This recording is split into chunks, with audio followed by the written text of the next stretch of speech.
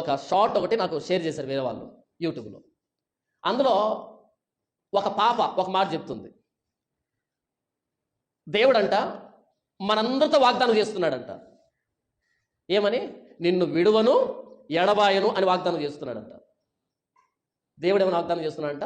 ఈరోజు వాగ్దానం, ఈ దిన వాగ్దానం ఏంటంటే నిన్ను విడువను ఎడబాయను. ఇంతకీ ఎవరికి చేసిన వాగ్దానం అది? ఉదాహరణకి మీతో నేను చెప్తున్నాను, ఈరోజు దేవుడు మాతో చేసిన వాగ్దానం ఏంటంటే నిన్ను విడువను ఎడబాయను అని చెప్తున్నాడు అని చెప్పాను అనుకో. మధ్యాహ్నం మీరు ఎక్కడికి వెళ్తారు? ఈయన సినిమాకి వెళ్తాడు, ఈవిడ ఇంకో పనికి వెళ్తుంది, ఆయన సారాయి తాగడానికి వెళ్తాడు, ఇంకొక ఆయన ఇంకో దానికి వెళ్తాడు. అప్పుడు సినిమాకి వెళ్ళేటప్పుడు దేవుడు నాతో ఏం చెప్పాడు? నిన్ను విడువను ఎడబాయను అన్నాడు. కాబట్టి ఖచ్చితంగా నాకు టికెట్ దొరుకుతుంది. ఎందుకని?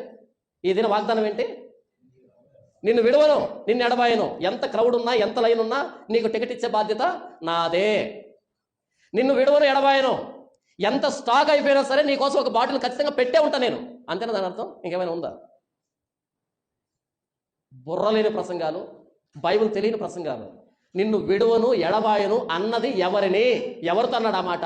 మనతో కాదు అన్నది, అందరికీ వర్తించినది. మీకు మాట చెప్తాను, జోక్ ఇది. మీరు ఒక షాపుకి వెళ్ళారనుకోండి, బట్టల షాప్కి వెళ్ళారనుకోండి, బట్టలన్నీ కొనుక్కొని మీరు వచ్చేటప్పుడు ఆ డోర్ దగ్గర పైన ఒక లైన్ ఉంటుంది, రాసి ఉంటారు. ఏమని ఉంటుంది తెలుసా? Visit again. ఏంటి? మరలా రండి మా షాపుకి అని రాసుంటాడు అక్కడ. మంచి మాటే కదా? అంతా షాపింగ్ చేసి మనం వస్తూ ఉన్నప్పుడు మరలా రండి షాప్కి అని ఉంటుంది. వెళ్ళి మరలా రండి సార్ అని. పగలు వెళ్ళి షాపింగ్ చేసిన వాళ్ళు దాన్ని చూశాడు. రాత్రి వెళ్ళాడు దొంగతనానికి. అంతా దొంగతనం చేసుకొని భుజం మీద వేసుకొని వస్తున్నాడు. అలా చూడగానే విజిట్ అగైన్ అని ఉంది. వాళ్ళు ఎంత ప్రేమగా రాశారు విజిట్ అగైన్ అని. ఈ రోజు రాత్రి కూడా పోదామని మరుసటి రోజు రాత్రి పోయాడు అనుకో, పరిస్థితి ఏంటి? అర్థమైంది నేను చెప్పింది? పగటిపూట పోయిన వాడికి, కొన్నవాడికి విజిట్ అగైన్ అంటే మర్యాద, రాత్రిపూట పోయిన వాడికి కూడా విజిట్ అగైన్ అంటే దరిద్రం ఉంటుంది. కాబట్టి విజిట్ అగైన్ అన్నప్పుడు ఏ కోణంలో తీసుకోవాలో ఆ కోణంలో తీసుకోవాలా. తమగారు కొనడానికి రాలే, తమగారు మోయడానికి వచ్చారు రాత్రిపూట. అలాగే నేను నిన్ను విడువను ఎడబాయనంటే ఎవరితో అన్నాడు, ఏ సందర్భంలో అన్నాడు, అది మనకు వర్తిస్తుందని ఇంకెతకి జ్ఞానం లేకుండా ఈ దిన వాగ్దానం అంట నిన్ను విడువను ఎడబాయను అన్నాడంట. ఏంటి? వ్యభిచారం చేస్తున్నా కూడా విడువకుండా ఎడబాయకుండా కాపాడతాడా? ఏం పర్లేదు, నువ్వు ఎంత వ్యభిచారం చేసినా నీకు ఎయిడ్స్ రాదు, నీకు గనేరియా సిఫిలిస్ ఏమి రావు. ఎందుకంటే నేను నిన్ను విడువను, నిన్ను ఎడబాయను. ఒరే నాయన, బైబిల్ చదివేటప్పుడు ఏ పదాన్ని కూడా నీకు అర్థం తెలియకుండా పొరపాటును కూడా తీసుకోకు. ఇంతవరకు నేను యేసుప్రభువును ప్రకటించడం ఇంతకాలం అయింది కదా, నా నోట్లో నుంచి దేవుడు మీతో చేస్తున్న వాగ్దానం ఏంటంటే పదప్రయోగం నేను చేయలేదు ఇప్పటివరకు నేను చేసే ప్రసంగాలు ఏంటంటే పాప క్షమాపణ గురించి చేసి ఉంటాను. యేసుప్రభు ఎందుకు ప్రాణం పెట్టాడో చేసి ఉంటాను. కారణం ఏంటంటే యేసుప్రభు వాగ్దానాలు ఇవ్వలే. ఏమన్నాడు తెలుసా? తోడేళ్ల మధ్యకు గొర్రె పిల్లలను పంపించేట్టుగా పంపిస్తున్నా అన్నాడు ఆయన.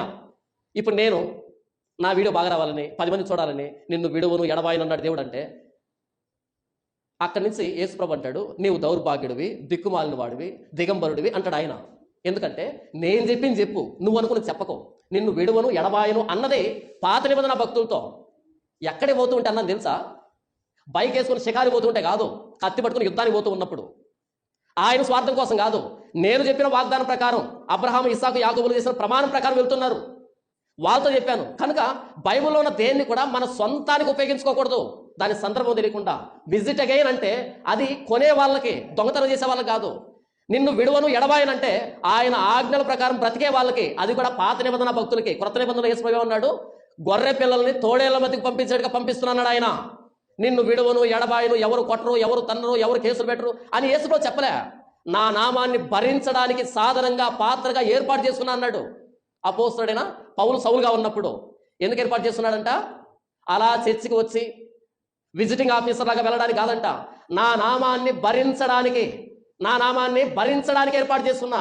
నా నామం కొరకు ఎన్ని శ్రమలు అనుభవించాలో చూపెడతాయి వ్యక్తికి. అంటే పౌలు చివరి దశలో ప్రాణం పోగొట్టుకున్నాడు, హతసాక్షిగా మరణించాడు.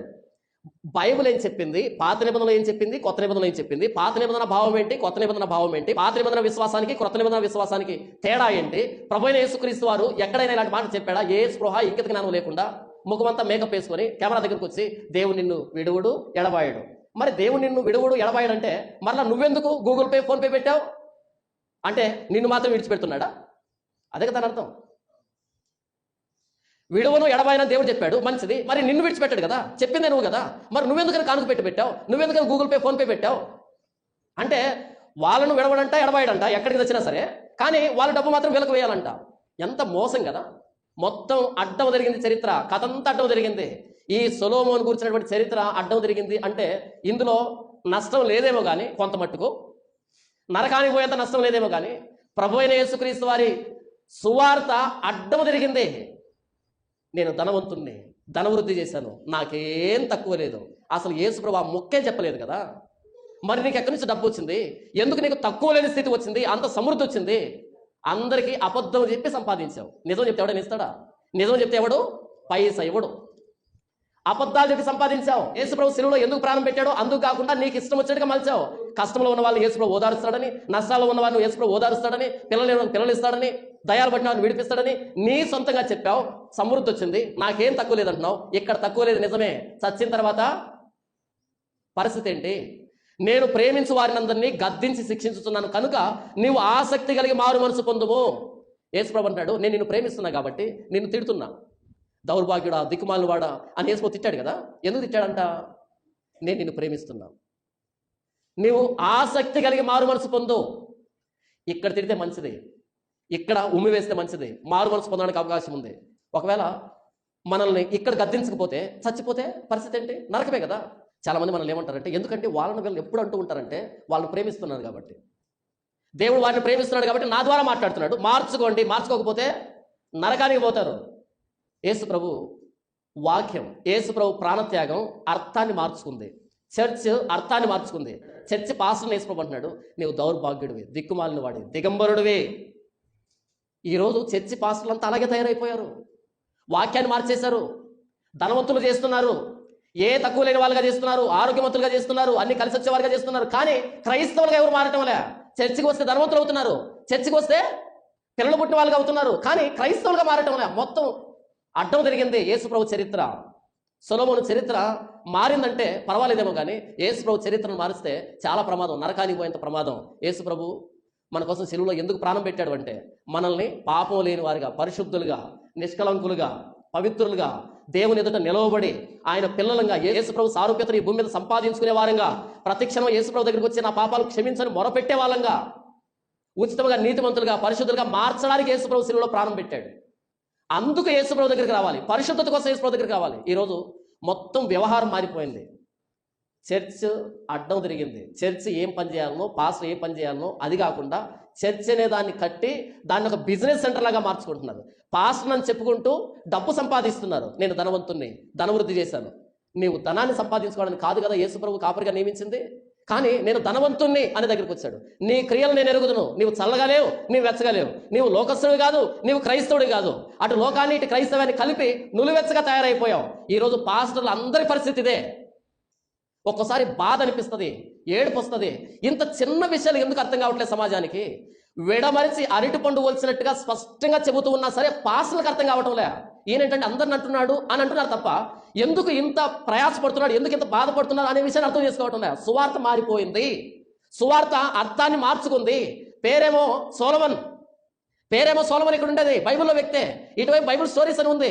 చూడడానికి మన పుస్తకమే, చూడడానికి మన సొలొమోనే, కానీ మొత్తం అర్థం మారిపోయింది.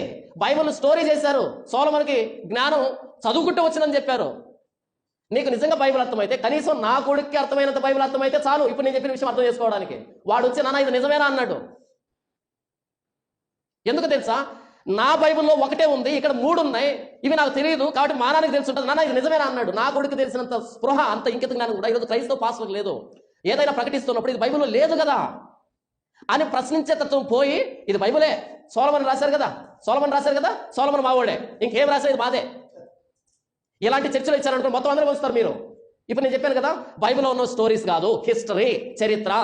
కథ అంటే కల్పించబడింది, చరిత్ర అంటే జరిగింది. బైబిల్లో ఉన్న ప్రతిదీ జరిగింది, కథలు కాదు, ఇవి కల్పించబడినవి కాదు. సొలొమోను జ్ఞానాన్ని దేవుడిచ్చాడు, పుస్తకాలు చదివితే రాలేదు. యేసుప్రభు శిలువ దగ్గరికి వస్తే ధనవంతులు గారు, యేసుప్రభు శిలువ దగ్గరికి వస్తే పిల్లలు పుడతారని చెప్పడం అబద్ధం. యేసుప్రభు శిలువ దగ్గరికి వస్తే అది ఇస్తాడు, ఇది ఇస్తాడు, ఏ తక్కువ ఎక్కడ చూస్తాడు అబద్ధం. ఏ తక్కువ ఎక్కడ చూస్తారనేది అబద్ధం. ఎందుకంటే అట్టి వారికి ఈ లోకం యోగ్యమైనది కాదని ప్రారంభంలో యేసుప్రభు నమ్ముకున్న వాళ్ళు గొర్రె చర్మాన్ని, మేక చర్మాన్ని వేసి బట్టలు కూడా లేకుండా దిగంబరులై కొండల్లో, గుహల్లో, సొరంగాల్లో రాళ్లతో కొట్టబడ్డారు, రంపాలతో కోయబడ్డారు, ఖడ్గంతో నరకబడ్డారు, అంత దారుణంగా చచ్చిపోయారు. వాళ్ళకు లేని దీవెన, వాళ్ళకు లేని ఆశీర్వాదం, వాళ్ళకు లేని మేలు. ఈ రోజు సారాయి మానలే, త్రాగుడు మానలే, వ్యభిచారం మానలే, మోసం మానలే, అబద్ధాలు మానలే, మనందరి మీద దేవుడు కుమ్మరిస్తూ ఉన్నాడు. అబద్ధం కదా, మొత్తం సువార్త మారిపోయింది. యేసు ప్రభు ఏ సువార్తను చెప్పన్నాడు దాన్ని పక్కన పెట్టేసి మనకు ఏది లాభకరంగా ఉందో దాన్ని ప్రకటించుకుంటున్నారు. ఇప్పటికీ అరటిపండు ఒలిచినట్టుగా స్పష్టంగా తేటతనం చేస్తున్నా సరే నీకెందుకు వాళ్ళతో అంటున్నారు తప్ప ఆలోచించే వాళ్ళు లేరు. 5వ తరగతి నాలెడ్జ్ కూడా లేని వాళ్ళంతా క్రైస్తవులకు వచ్చారు. ఇంతవరకు నేను చెప్పింది ఏంటంటే యేసు ప్రభు ఇలాంటి వారందరినీ ఉమ్మివేయబోతున్నాడు. ఆయన సువార్త ఏంటో ఉన్నది ఉన్నట్టుగా అంగీకరించేప్పుడు మనం క్రైస్తవులు అవుతాం. కానీ మనకు నచ్చిన సువార్తని, మనకు నచ్చిన వార్తని సువార్త అనుకుంటే అది మనల్ని నాశనాన్ని తీసుకుని వెళ్తుంది.